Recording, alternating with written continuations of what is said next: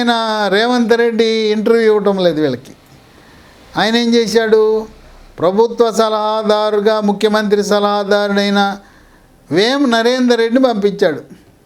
నరేందర్, నువ్వు వెళ్ళి ఆ ఎమ్మెల్యేలు, ఆ 10 మంది గోడ దూకిన ఎమ్మెల్యేలతో మాట్లాడు, మరి అట్లాగే స్పీకర్తో మాట్లాడు, సమన్వయం చెయ్యి, మరి వాళ్ళకి కావాల్సిన న్యాయ సలహా నువ్వు ఇవ్వు అని చెప్పి వేం నరేందర్ రెడ్డిని పంపాడు. కానీ రేవంత్ రెడ్డి ఆయన మాట్లాడడానికి ఇష్టపడటం లేదు.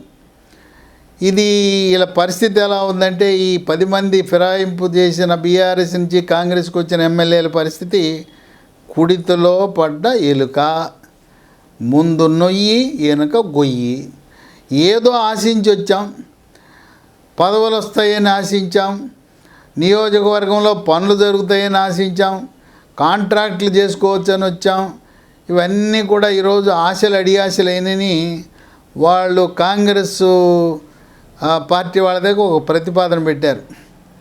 ఒకవేళ మేము ఓడిపోతాం, లేదు అసలు మేము పోటీ చేయకపోతే మీరే ఎవరినైనా అభ్యర్థులను పెట్టుకోండి, ఎమ్మెల్సీ సీట్లు వస్తున్నాయి కదా, మేము మీకోసం పార్టీ మారితే మా శాసనసభ సీటే పోయింది కదా, మాకు ఎమ్మెల్సీ సీట్లు ఇవ్వండి అని వీళ్ళు 10 మంది కలిపి ఇంకో బేరం పెట్టుకున్నారు.